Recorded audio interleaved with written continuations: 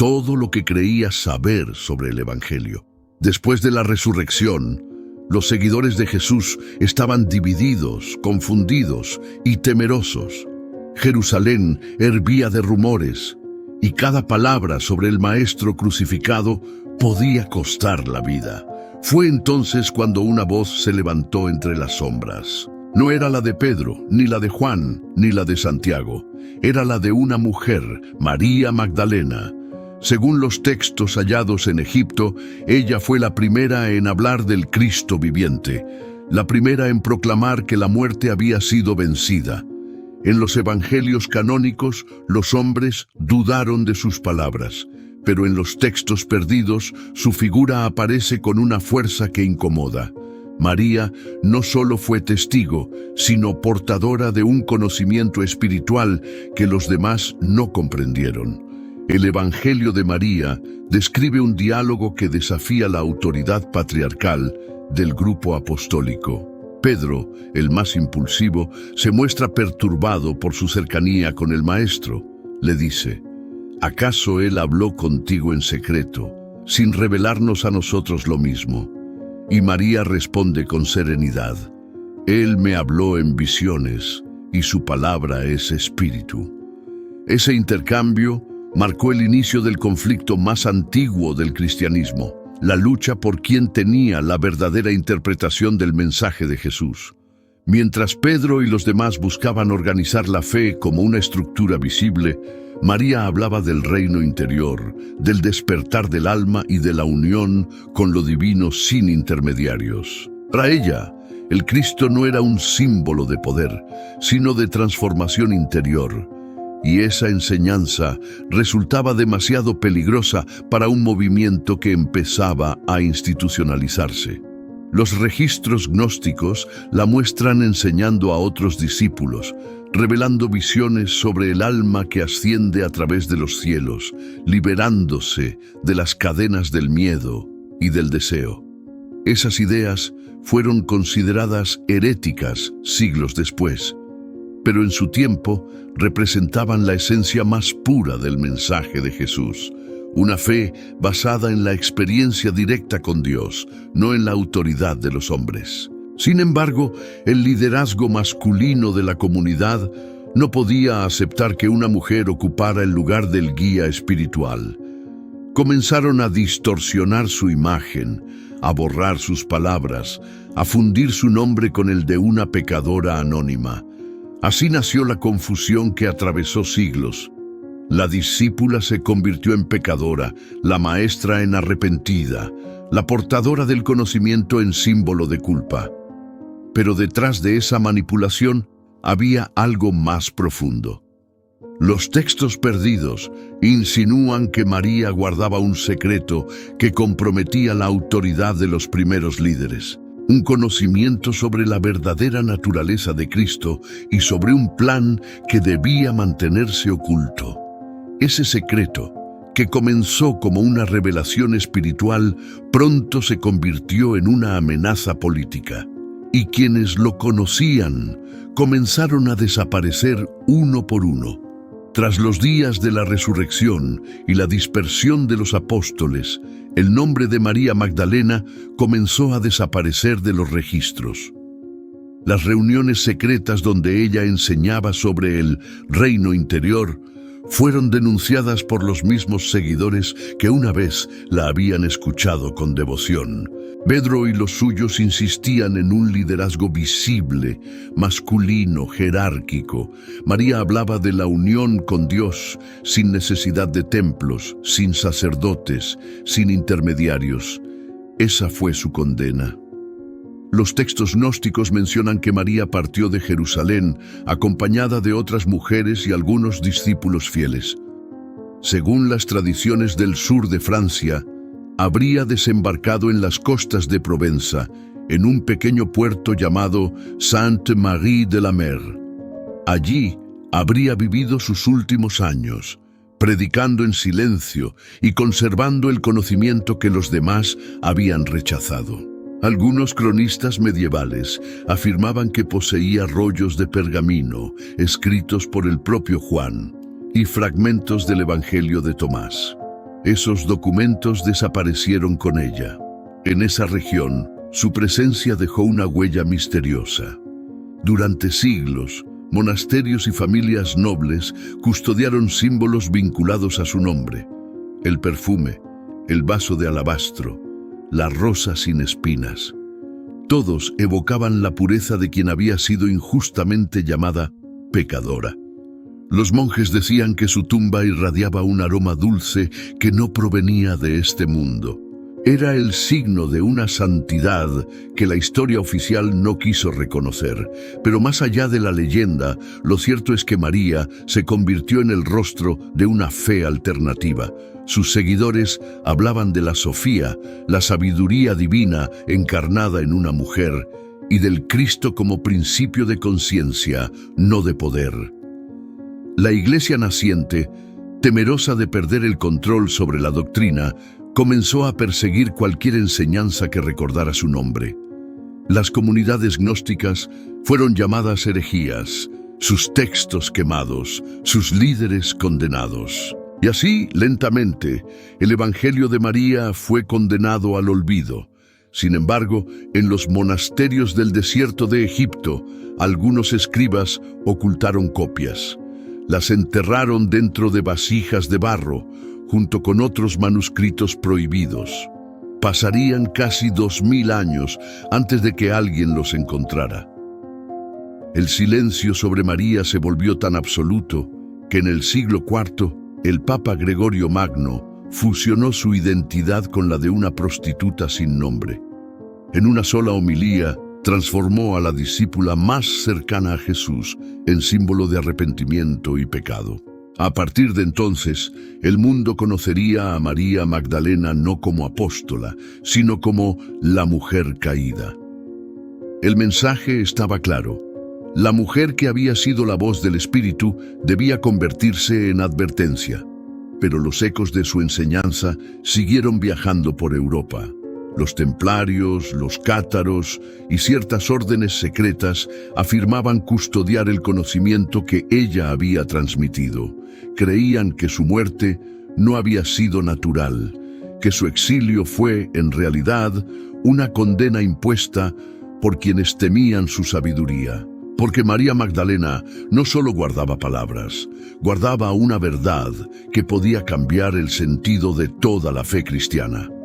Durante siglos, los ecos de su voz quedaron sepultados bajo el polvo de los desiertos. Pero a mediados del siglo XX, el silencio se rompió. En 1945, un campesino egipcio, mientras cavaba en las colinas de Nag Hammadi, descubrió una vasija sellada. Dentro reposaban 13 códices de papiro escritos en copto antiguo. Eran los llamados evangelios gnósticos, entre ellos uno que cambiaría la historia, el Evangelio de María. El texto estaba fragmentado, pero su mensaje era claro. No hablaba de milagros externos ni de rituales. Hablaba de una comunión interior, de la ascensión del alma y del conocimiento que libera del miedo. En sus páginas, María relata visiones que tuvo después de la muerte de Cristo. En ellas, Él le revela verdades que los demás no estaban preparados para escuchar. Le habla de un reino que está dentro del hombre y fuera del tiempo, de un camino que no requiere sacerdotes ni templos. Le enseña que la salvación no es obediencia, sino despertar. Aquellas líneas fueron consideradas una amenaza directa para la estructura de la Iglesia. Si el alma podía encontrar a Dios sin intermediarios, ¿para qué serviría la jerarquía? Por eso, cuando se elaboró el canon bíblico entre los siglos II y IV, los textos que mencionaban a María fueron excluidos. Los padres de la Iglesia los calificaron de fantasías gnósticas, pero el verdadero motivo era más profundo. Destruían la base del poder religioso. El Evangelio de María describía la muerte de la discípula como un tránsito luminoso, no una tragedia. Según el relato, ella se retiró a una cueva de piedra en silencio, donde cada día oraba y contemplaba la presencia. Allí, dicen los fragmentos, su cuerpo se volvió liviano y su rostro brilló como el sol. Los discípulos que la acompañaban afirmaron haber visto una nube de luz envolviéndola. Fue entonces cuando comprendieron que su unión con Cristo no era física, sino espiritual. Ella había alcanzado lo que los antiguos llamaban la plenitud, el estado en el que el alma regresa a su origen divino. Este relato profundamente místico fue suprimido. Los compiladores del Nuevo Testamento no podían permitir que una mujer fuera presentada como ejemplo supremo de iluminación. Así, los concilios posteriores, especialmente el de Nicea y el de Éfeso, consolidaron la figura de María como pecadora arrepentida, borrando toda mención a su sabiduría. El mensaje fue reescrito y lo que antes era luz se transformó en penitencia. Pero en los márgenes de la historia hubo quienes guardaron su memoria. Los monjes del desierto copiaron sus palabras en secreto. Las escondieron junto a los evangelios de Tomás, Felipe y Judas, sellados en jarros de barro. Pasarían más de 1800 años antes de que el mundo moderno descubriera su existencia. Cuando los investigadores tradujeron los textos, comprendieron que muchas de las enseñanzas atribuidas a los apóstoles provenían en realidad de ella. María había sido la depositaria del conocimiento oculto de Jesús. Por eso fue silenciada. Por eso su muerte fue ocultada. Porque si el mundo conociera la verdad sobre ella, toda la estructura del cristianismo institucional se tambalearía.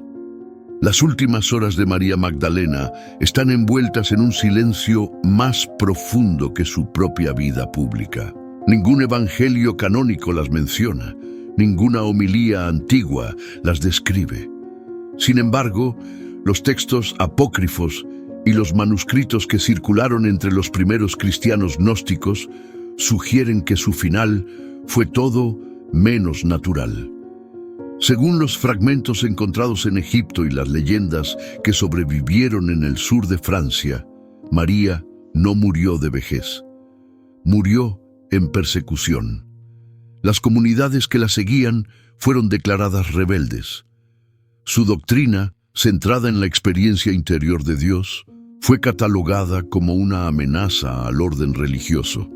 Los líderes de la iglesia primitiva la acusaron de enseñar que el reino no necesitaba templos, que la comunión era del alma y que todo ser humano podía alcanzar la unión divina. Aquello equivalía a disolver el poder de los hombres sobre la fe.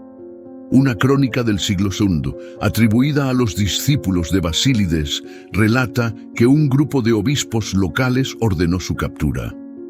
María fue encontrada en una cueva, en lo alto de una montaña, donde vivía en oración constante. Al ser interrogada, respondió con serenidad: «Yo no predico contra Cristo, yo enseño lo que Él me confió». Fue esa frase, según el manuscrito, la que selló su destino. La tradición gnóstica sostiene que fue ejecutada en secreto. Algunos textos hablan de veneno, otros de estrangulamiento. Su cuerpo habría sido enterrado en un valle cercano, lejos del pueblo, para impedir que su tumba se convirtiera en lugar de peregrinación. Pero los discípulos que la amaban regresaron de noche, guiados por la luz de una estrella, y trasladaron sus restos a un sitio oculto. Ahí comenzó el misterio de su sepulcro.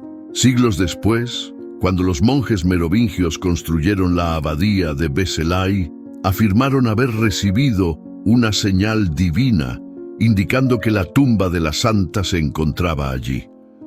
El Vaticano nunca lo reconoció oficialmente, y aún hoy, las reliquias atribuidas a María Magdalena se reparten entre Provenza, Éfeso y Jerusalén, como si la Iglesia no quisiera o no pudiera aceptar dónde descansan realmente sus restos. Los textos más enigmáticos hablan de su muerte luminosa.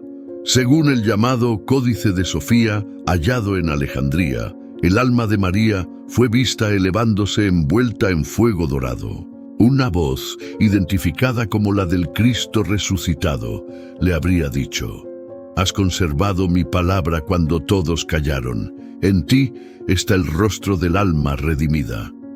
Esa visión fue considerada blasfemia por los teólogos posteriores, pero para los gnósticos era el signo de su divinización. María no había sido mártir por rebeldía, sino por fidelidad a la verdad interior. Después de su muerte, la persecución se intensificó. Todo escrito que la mencionara fue destruido. Los concilios posteriores reforzaron su imagen de pecadora y su memoria quedó sepultada entre el mito y la vergüenza. Sin embargo, en los monasterios más antiguos del Oriente se siguió orando a una figura femenina llamada Miriam de la Luz, protectora de los iniciados. Bajo ese nombre sobrevivió la maestra que había sido borrada de la Biblia. Y aunque los siglos quisieron convertirla en símbolo de culpa, su mensaje permanece intacto en los textos rescatados. No temas al mundo, porque el mundo teme a los que han despertado. Quizás por eso su muerte fue prohibida, porque no fue el final de una vida, sino el nacimiento de una verdad que ningún poder logró destruir. Cuando los manuscritos de Nag Hammadi salieron a la luz, el mundo académico se vio obligado a admitir una verdad incómoda.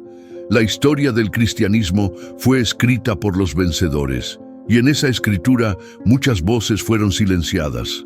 Entre ellas, la de María Magdalena, la mujer que más comprendió el misterio de Cristo y al mismo tiempo, la que más sufrió por esa comprensión. Los textos perdidos revelan que Jesús no la eligió por su belleza ni por compasión, sino porque ella fue la única que entendió la verdadera naturaleza del alma. Mientras otros discutían quién sería el mayor en el reino, María preguntaba cómo podía el alma liberarse de las cadenas del miedo. Esa fue la enseñanza que los concilios y los emperadores quisieron borrar, que la salvación no pertenece a la autoridad, sino al despertar interior de cada ser humano. A lo largo de los siglos, las instituciones construyeron templos, dogmas y jerarquías. Pero lo que María enseñó era demasiado simple para encajar en la estructura del poder. Dios habita en el corazón, y quien se conoce a sí mismo conoce a Dios. Esa frase, tan antigua como la luz, fue considerada una amenaza. Por eso, su evangelio fue destruido, sus palabras distorsionadas y su figura convertida en símbolo de arrepentimiento. Era más fácil domesticar su imagen que enfrentar su mensaje. Sin embargo, lo que fue ocultado terminó saliendo a la luz. Hoy, los textos que sobrevivieron en el desierto nos devuelven a la verdadera discípula, una mujer libre, valiente, iluminada por la presencia del Maestro. Su historia no contradice la fe, la purifica. Nos recuerda que el reino de Dios no está en los templos ni en los ritos, sino dentro de nosotros. Y que la muerte de María Magdalena no fue el final, sino la confirmación de que la verdad no puede ser enterrada. Si este mensaje resonó en ti, no lo ignores. Compártelo, suscríbete y deja tu